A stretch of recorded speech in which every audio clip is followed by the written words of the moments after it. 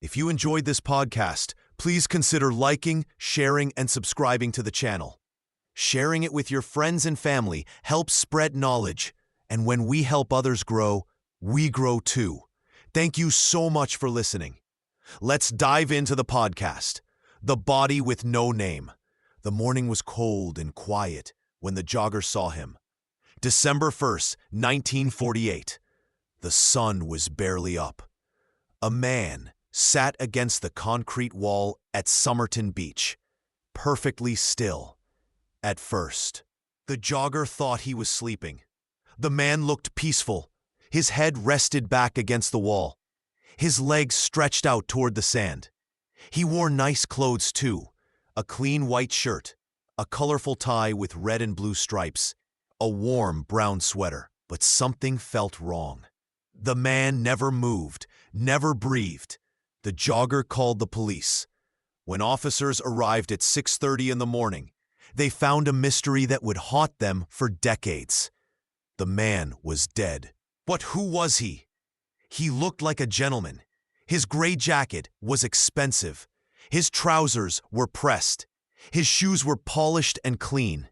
Everything about him said he cared about how he looked. The police searched his pockets. Nothing.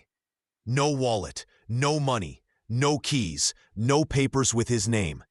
It was as if he had walked out of his house with absolutely nothing. Then they looked closer at his clothes. Every single label was gone. Someone had cut them out with scissors or a knife. The tag from his shirt, gone. The label from his jacket, removed. Even the tiny tags from his underwear had been carefully cut away. This was not an accident. Someone wanted to hide who this man was. The police took his fingerprints and sent them everywhere. They checked with police in every Australian city. They looked through military records. They searched criminal files. Nothing matched. This man did not exist in any government record. They took pictures of his face and put them in newspapers across the country. The headline asked, "Do you know this man?" Thousands of people saw his photo. Nobody recognized him. Weeks passed, then months. Still no one claimed him. No worried family called the police. No friends reported him missing. It was like he had appeared from nowhere. The strangers walking by that morning had no idea. They were looking at one of the grayest puzzles in Australian history. Here was a man who seemed to have no past, no identity, no life that anyone remembered. Who cuts all the labels from their clothes? Why would someone remove every trace of who they were? Was he hiding from someone? Was someone else trying to hide him? The questions piled up like sand on the beach where he was found. But answers? There were none. A poison that couldn't be found. The doctor who cut open the dead man's body found something very wrong. Professor John Cleland looked at the body on December 2nd, 1948. He had done many autopsies before, but this one made him worry. The man's brain was swollen. His stomach was full of blood. His organs were too big. His pupils were tiny and different sizes. Everything pointed to poison, but there were no cuts on his body, no bruises, no signs of a fight. Cleland knew this man did not die a natural death. Someone had killed him. The question was how. The lab workers tested the blood for every poison they knew. They checked for rat poison. They looked for cyanide. They searched for dozens of deadly chemicals. Every test came back clean. The blood was normal. The organs showed no trace of poison. This made no sense. The body screamed murder. But science found nothing. The experts scratched their heads. Maybe the killer used a special poison. Some chemicals disappear from the body fast. They kill and then vanish without a trace. Digitalis from foxglove plants can stop a heart. Ouabain from African plants does the same thing. Both break down quickly in the body. These poisons are hard to find. You need to know chemistry. You need special plants or chemicals. Most people cannot get them. Most people do not even know they exist. This scared the police. Whoever killed the Somerton man was not some angry person who lost control. This was not a bar fight gone wrong. This was not a jealous lover with a kitchen knife. This was a professional job. Someone with training had planned this murder. They knew exactly what poison to use. They knew it would disappear before anyone could find it. They wanted the man dead, but left no proof behind.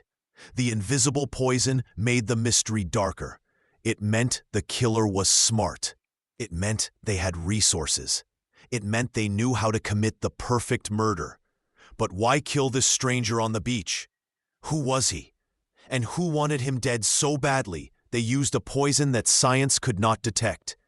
The empty test tubes in the lab told a chilling story. Someone out there knew secrets that even the experts did not understand. They had turned chemistry into a weapon, and they had gotten away with murder. Tamam Shud, the message from the end. The dead man had been lying in the morgue for months. Nobody knew who he was. Nobody knew how he died.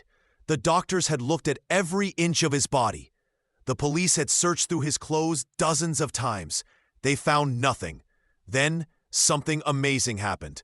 Professor Cleland was checking the man's clothes one more time. He ran his fingers along the waistband of the trousers. His fingertip caught on something small. There was a tiny pocket sewn into the fabric. It was so small and hidden that everyone had missed it before. Inside this secret pocket was a rolled-up piece of paper. It was smaller than a postage stamp. The professor carefully opened it. On the paper were 2 words, written in fancy handwriting. The words were Tamam Shud. What did this mean? The police called in language experts. They discovered something strange. These words were Persian. They meant ended, or it is finished. But there was more. The paper looked torn from a book. The experts figured out which book. It came from the last page of an old poem collection called the Rubaiyat of Omar Khayyam. This was a famous book of Persian poems from hundreds of years ago. The police found the exact version. It was translated by a man named Edward Fitzgerald in 1859. Tamam Shud were the very last words in the entire book. Someone had carefully torn out just these final words. Why would someone do this? Why hide these words in a secret pocket? The message felt like a riddle. Was the dead man trying to tell them something? Did his killer leave this clue? Maybe it was like a suicide note. The words, "it is finished," sounded like someone saying goodbye to life. But whose life was finished? The dead man's story? Someone else's? The police started asking new questions. Who reads Persian poetry? Who would know about this old book? Who would think to hide a message in such a tiny pocket? The paper scrap raised more mysteries than it solved.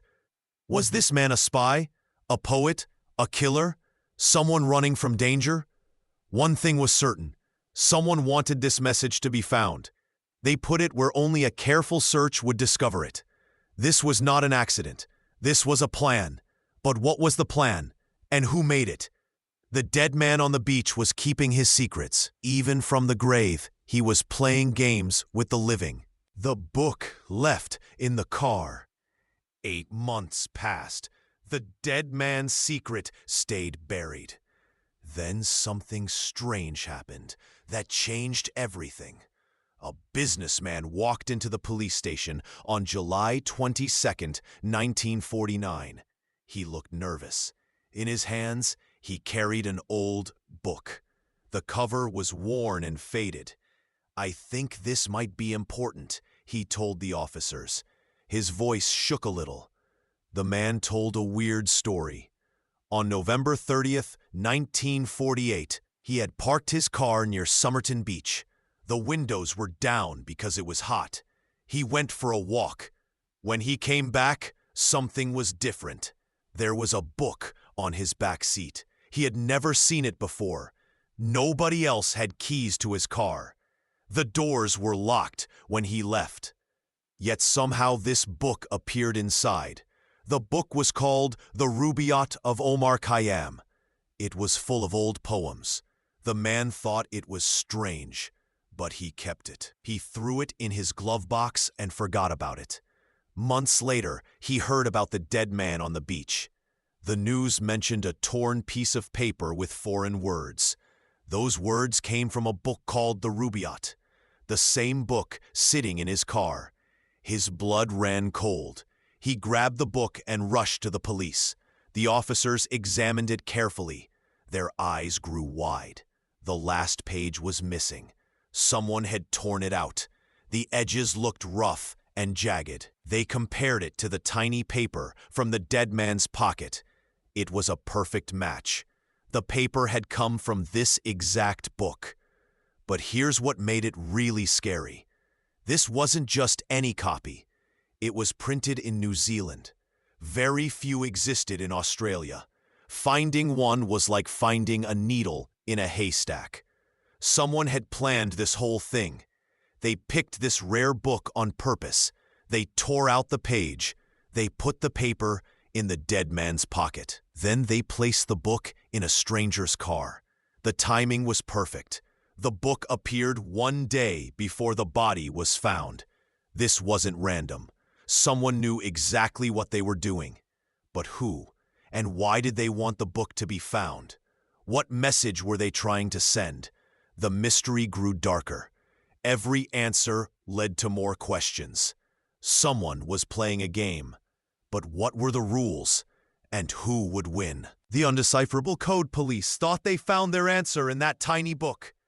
But when they looked closer, something strange appeared on the back cover. Faint marks in pencil caught their eye. They brought out special lights. Under the glow, letters became clear. Someone had written them in light pencil strokes. 5 rows of capital letters stared back at them. About 50 letters total. The letters made no sense. They looked random. No words. No pattern anyone could see. One line appeared crossed out. 3 empty spaces broke up the rows. Detective Brown held the book under the light again. His partner squinted at the marks. "What do you think it means?" Brown asked. Nobody had an answer.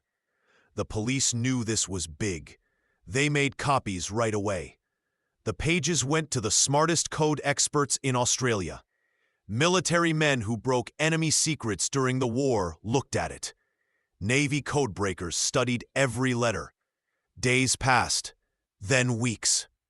The experts tried everything they knew. They counted letters. They looked for patterns. They tried switching letters around. Nothing worked.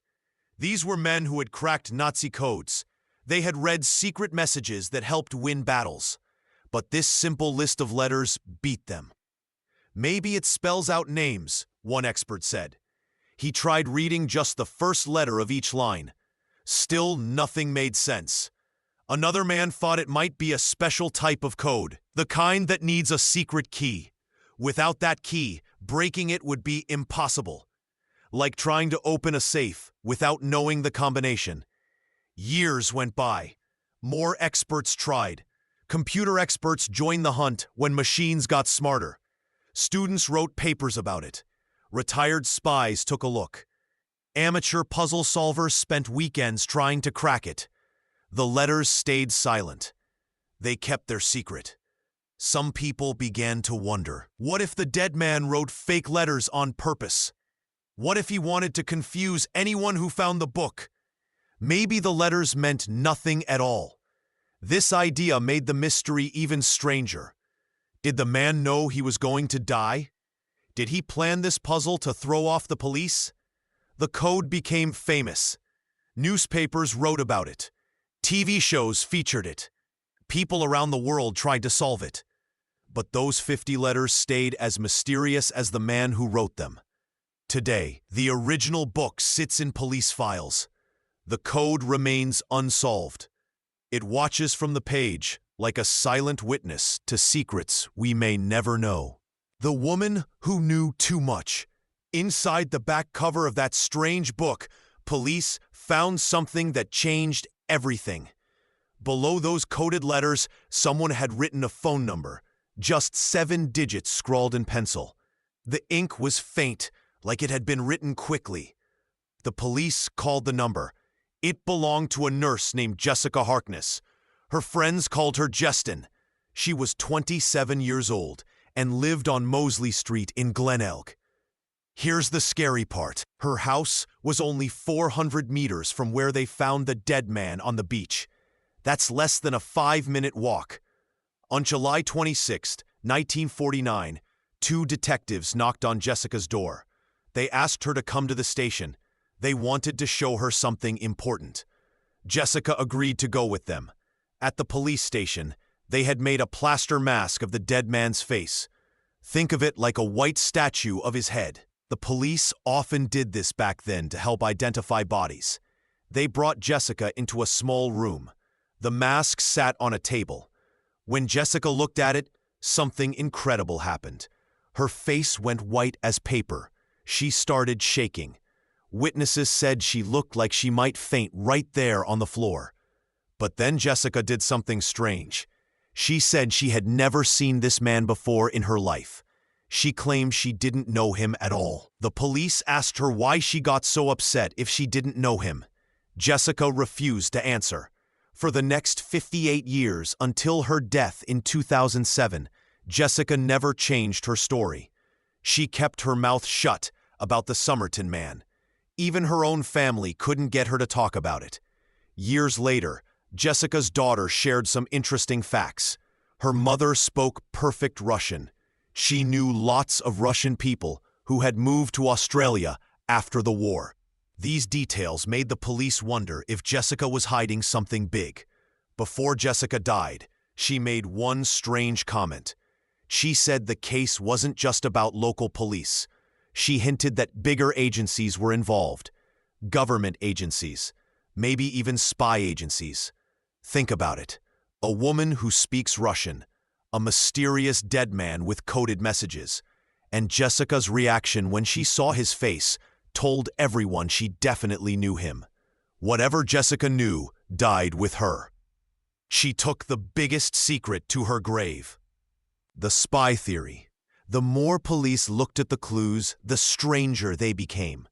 Every piece of evidence pointed to something bigger, something darker. The year was 1948, and the world had changed.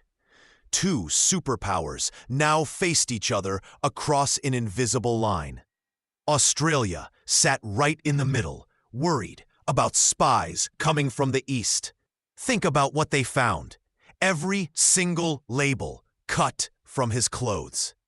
Not torn off by accident. Cut away with care. Someone wanted to hide where those clothes came from. No spy would carry anything that could trace back to their real identity. The book made it even more suspicious. The Rubaiyat wasn't just any book. Soviet spies used copies of this same book to send secret messages. Both the sender and receiver would have the same edition. They would use page numbers and word positions to create codes that no one else could break. Perfect for sending secrets across enemy lines. Jessica Thompson knew Russian. She lived near the beach where the body was found. When police showed her the plaster cast of the dead man's face, she looked shocked. She knew something, but she never told the truth about what she knew. The poison told its own story. Whatever killed him was something special, something that left no trace, something only trained killers would know how to use. This wasn't a crime of passion or a robbery gone wrong. This was professional work. At the train station, they found his suitcase. More clothes with cut-out labels. A man who traveled light but carefully. A man who knew how to disappear, but something had gone wrong. Instead of vanishing into the night, he ended up dead on a beach. The timing couldn't be ignored. Right when this happened, Australian intelligence was busy catching Soviet spy rings. Operation Venona was finding secret agents all over the country. Russian spies had been working in Australia for years, stealing secrets and recruiting locals. Maybe the Somerton man was part of this shadow war. Maybe he was a Russian agent who got caught. Maybe he was working for the West and someone found out. Maybe he knew too much and became a problem that needed solving. The setup was too perfect for an ordinary death. Every clue led nowhere. Every trail went cold. Someone had planned this carefully. They wanted the body found, but the man forgotten. They wanted questions, but no answers. Intelligence experts started believing the spy theory. It fit too well to ignore. A foreign agent, killed by professionals, left as a warning to others. The Cold War had claimed another victim, and his name would stay buried with him. The hidden son. Years passed, decades crawled by. The dead man on the beach became a cold case the police filed away, but secrets have a way of coming to light. In July 1947, 16 months before the mystery man died, Jessica Thompson gave birth to a baby boy. She named him Robin. This was 1947. Having a baby without being married was shameful back then. People whispered. They pointed fingers. Jessica kept quiet about who the father was. 3 years later, Jessica married another man. Her new husband adopted little Robin. The family moved on with their lives. Nobody talked about Robin's real father. But here's where the story gets strange. Really strange. Robin grew up with some very unusual body features. His ears had a weird hollow shape that only 1 or 2 people out of every 100 have. His teeth were odd too. Most people have big front teeth and smaller side teeth. Robin's side teeth were almost the same size as his front teeth. This happens to very few people. When Robin became an adult, someone noticed something shocking. They compared old photos of Robin with pictures of the dead man from the beach. The faces looked almost identical. The bone structure was the same. The unusual ear shape was exactly the same. The weird teeth matched perfectly. Think about this for a moment. Jessica lived just 400 meters from where they found the body. That's less than 5 minutes walking. The dead man had been in that area before he died. Was he visiting someone? Now picture this scene. A man arrives in town in November 1948. He has a torn piece of paper with words that might mean it is finished. He goes to see a woman he once knew. Maybe she's the mother of his child. Maybe he wants to be part of his son's life. But Jessica has moved on. She's building a new life. She can't let the past come back. What happens next? Does she turn him away? Does he become desperate? Does he take poison on the beach because his heart is broken? Or maybe someone else doesn't want this man talking to Jessica. Maybe he knows too much. Maybe keeping him quiet is worth killing for. Robin died in 2009. He never learned the truth about who his father might have been. The secret died with him, but the questions remain, hanging in the air like smoke that won't clear. The skull swap conspiracy. Years passed, the mystery stayed locked away. But then, someone spoke up who nobody expected. His name was Paul Lawson. He was an artist who worked with clay and stone. Back in 1949, the police asked him to do something strange. They wanted him to make a copy of the dead man's face. Lawson spent hours with the body. He touched the skull. He measured every bone. He made molds of the face and head. His job was to create a bust that looked exactly like the Somerton man. The police would show this bust to people. Maybe someone would recognize the face. But Lawson remembered things. He had good eyes. He knew faces and skulls better than most people. The shape of bones stayed in his memory. Decades later, something bothered him. He could not stop thinking about that skull. Something was wrong. In interviews, Lawson made a shocking claim. He said the skull was different now. The bones he remembered were not the same bones buried in the grave. Someone had switched them. This was not a small mistake. This was huge. If Lawson was right, then the real Somerton man's skull was gone. A different person's skull was buried in that cemetery plot. Why would someone do this? Who had the power to switch bones? And when did it happen? The timing made people nervous. The skull could have been taken any time between 1949 and the burial. During those years, the body was kept in storage. Many people had access to it. If the skull was really switched, then DNA tests would be useless. The DNA would belong to someone else. All the modern science in the world could not solve a mystery when the wrong bones were being tested. Some people laughed at Lawson's claims. They said he was old and confused.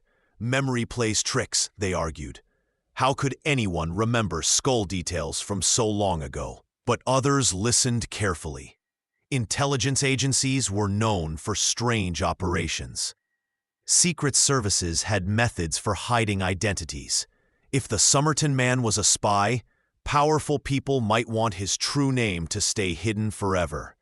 In 2021, authorities finally agreed to dig up the grave. They would test whatever bones they found. The world watched and waited. But now a terrible question hung in the air. What if they dug up the wrong person's remains? What if the real mystery man was still out there, his bones scattered to places unknown? The skull swap theory cast doubt on everything. Even modern science might fail if someone had played the ultimate trick. Carl Webb, identity revealed or cover story.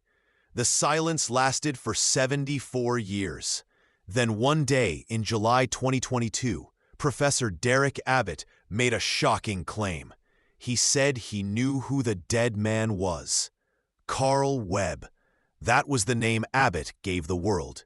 He said the mystery man was really an electrical engineer from Melbourne. Born in 1905, married in 1941, gone by 1947, Abbott used DNA from hair stuck in the death mask. He ran it through family tree databases. He traced connections back through generations. The science seemed solid. The answer seemed real. But something felt wrong. The hair came from plaster, not the body. Years had passed. People had handled the mask. How pure was that DNA? How sure could anyone be? Then came the darker questions. What if someone had switched the skull? What if the mask showed the wrong face? What if Abbott was looking at DNA from a completely different person? Carl Webb worked with electrical equipment. He made instruments, the kind of skills a spy might need, the kind of background intelligence agencies look for. Was this just another coincidence in a case full of them? Webb vanished in April 1947. 18 months later, the body appeared on the beach. Where had he been? What had he done? Who had he worked for? The DNA results solved nothing that really mattered. Why scrape all the clothing labels? Why carry that strange code? Why have a piece of the Rubaiyat book? Why visit Jessica Thompson? How did untraceable poison get into his blood? Every answer created 10 new questions. Some experts started whispering about cover-ups. Maybe the Carl Webb story was planted. Maybe someone wanted this case closed. Maybe the real truth was too dangerous to tell. Think about it. Government files stay secret for decades. Intelligence operations get buried. People who know too much sometimes disappear forever. What if Carl Webb was just another lie? Another layer of the mystery? What if powerful people decided the world had asked enough questions about the man on the beach? The announcement felt too neat, too clean. Real mysteries don't usually end with simple DNA matches after 70 years. They end with more questions, more shadows, more secrets that someone wants to keep buried. Carl Webb might be real. He might be the Somerton man, but he might also be the perfect false answer. The kind of story that makes people stop digging, stop asking, stop wondering what really happened on that cold December morning in 1948. The beach keeps its secrets still. The secrets that remain in 2022. Scientists said they finally knew who the Somerton man was. They used new DNA tests and claimed his name was Carl Webb, an electrical engineer from Melbourne. The world celebrated. The mystery was solved. But wait, nothing actually made sense. Carl Webb lived a quiet, normal life. He fixed electrical things. He had no connection to spies or secret codes. How did this ordinary man end up dead on a beach with every label cut from his clothes? Why did someone poison him with a substance so rare that doctors still cannot name it today? The code remains broken. Those strange letters penciled in the book still mean nothing to anyone. The world's best code breakers have tried for 75 years. They all failed. The letters sit there like a taunt, keeping their secret forever. Jessica Thompson took her secrets to the grave in 2007. She never explained why she nearly fainted when police showed her the death mask. She never told anyone why she hinted at government agencies being involved. Her son Robin asked questions his whole life, but she stayed silent. Whatever she knew died with her. Someone carefully removed every single clothing label before the man died. This takes time and planning. Normal people do not do this. Spies do this. But why would Carl Webb, an electrician, need his identity hidden? The rare book appeared in an unlocked car nearby. Someone placed it there on purpose. They wanted police to find it. They wanted them to discover the torn piece matched the dead man's pocket. But who did this? Why? We will never know. The poison remains a ghost. Doctors found no trace of any known substance. Yet the man was clearly poisoned. His heart stopped, but his blood was clean. What kills a person without leaving evidence? Only the most sophisticated poisons do this. These belong to intelligence agencies, not ordinary people. The spy theory feels right, but no documents prove it. Government files remain sealed. If they exist, they hide in vaults marked top secret. The Cold War was starting. Australia worked closely with American and British intelligence. Secrets were everywhere. Even if Carl Webb was the Somerton man, his ordinary life explains nothing about his extraordinary death. How did a simple electrical worker become part of something so mysterious? Perhaps only 3 people knew the truth. Jessica Thompson, maybe Robin's real father, possibly someone from an intelligence agency. All are dead now. They carried the secret with them into darkness. The Tamam Shud case shows us something chilling. Some secrets can be buried so deep that time itself cannot dig them up. When powerful people want something hidden, it stays hidden forever. 75 years later, we know a name but understand nothing more.